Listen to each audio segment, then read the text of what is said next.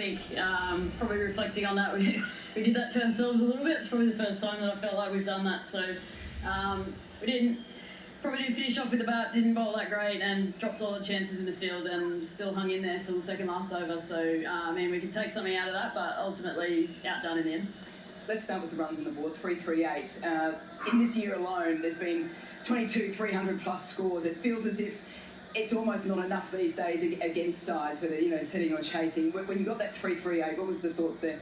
Yeah, I thought we half done the job. I thought we probably left a few out there at the back end, fell away a little bit in the last 10, but in saying that, 330, still a good wicket. I thought if we could execute with the ball, hold on to our chances, that we were well in the game. We just weren't able to capitalise on that, but is what it is. I thought India played really well, held their nerve quite well right throughout that innings, and ultimately got themselves over the line. Speaking of holding your nerve, you've got someone like Phoebe Litchfield, still relatively new into her career, and she walks out in a semi-final like this, and you watch her play. Is it sort of moments where you think you're seeing just the next generation of Australia play, and almost a player that has shifted the game forward a little bit in terms of batting? Oh yeah, I mean, when you're seeing players my age walk away from the game, it's kind of a weird experience for me to sort of stand there and watch the next generation go about it. We saw it out there with India at bat in hand as well, but thought Phoebes was sensational today. Set us off, really nicely in that front end, and then was able to cash in with 100, which I thought was really crucial. So kudos to her. It's been fun to watch her unfold, and I think the next 4 years leading into the next ODI World Cup is going to be really exciting to watch.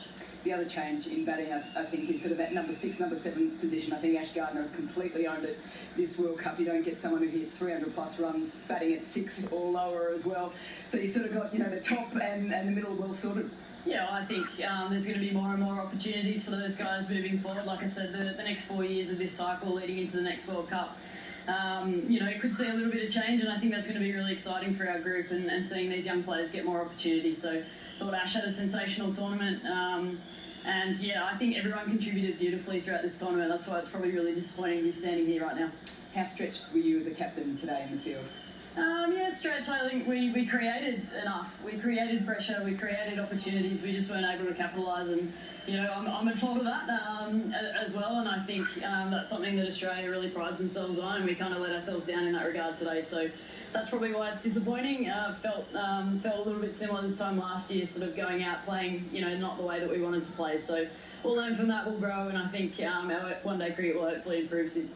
It's always tough to summarise a World Cup when you go out in the semi, but when you look at the whole campaign, how do you sort of, put in a sentence or two how this team has played? Oh, I think we've played some unbelievable cricket, and ultimately, like we've been saying the whole time, the semi-finals a knockout game. If you don't quite turn up on that evening, anyone's going to get you. The top 4 teams are the top 4 teams for a reason. So there was so much to be proud of this World Cup. I'm really proud of our group and every single player's contribution. I think somebody came in every game and got a job done for us. So I think that's really cool. That's probably why it stings a little bit more having this conversation with you right now, knowing that we are playing really good cricket, but we just weren't able to get over that hurdle.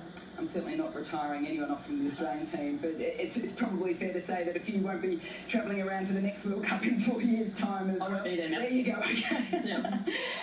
So how do you balance that conversation in a room of disappointment now, but the excitement of the new players coming through and potentially some retirements as well? Oh, I think that's the beauty of this next cycle. We're going to see that unfold. Obviously, there's a T20 World Cup middle of next year, which is going to be really exciting for our group as well. But I think our one-day cricket is probably going to shift a little bit again. We'll learn from what we did wrong tonight. I thought we did so much right throughout this World Cup. We'll learn from that. We'll grow. We'll get better. And like I said, the opportunity for potentially some young players to get, greater opportunities in this side is a really exciting thing for Australian cricket. Yeah, well, Australia's set the bar higher and higher each and every year, and it's allowed teams to chase you and pick up wins like this. So thank you for your contribution to an amazing tournament, and we'll see you next time. Thanks, Mel. Cheers.